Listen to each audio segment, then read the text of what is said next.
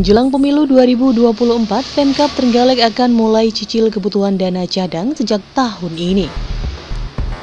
Pasalnya kebutuhan anggaran pemilu tidak memungkinkan jika hanya dianggarkan berat 1 tahun anggaran saja. Sehingga proses pemenuhannya dilakukan bertahap mulai tahun ini hingga 2024.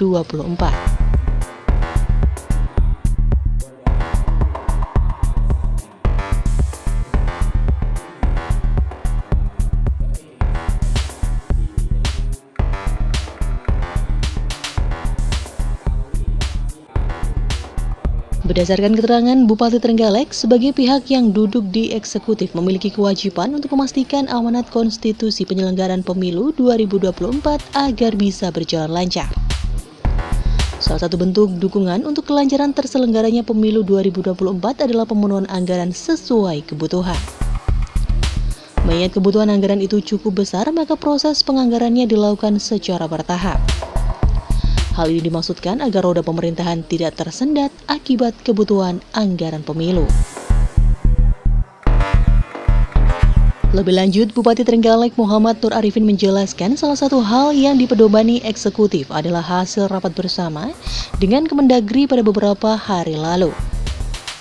Dalam hal ini, Kemendagri menyarankan agar pemerintah daerah mulai menyiapkan dana cadangan pemilu di tahun 2024.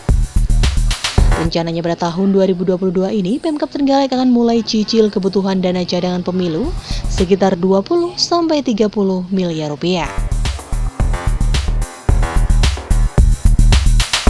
Saya sebagai eksekutif tentu punya kewajiban untuk memastikan bahwa amanat konstitusi penyelenggara pemilu ini bisa berjalan dengan lancar.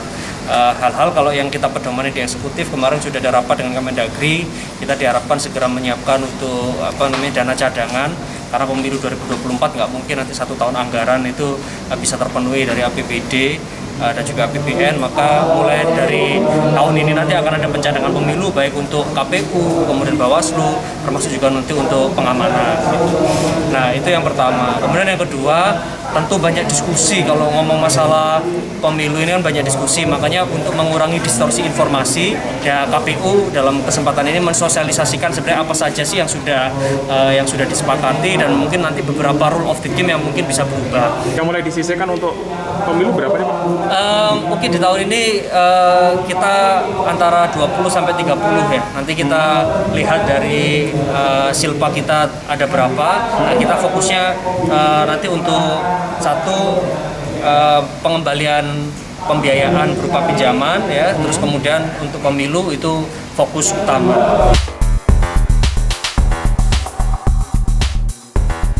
Nur Arifin juga menambahkan dana cadangan pemilu itu nantinya akan digunakan untuk kebutuhan KPU, Bawaslu hingga kebutuhan anggaran pengamanan tahapan pemilu 2024.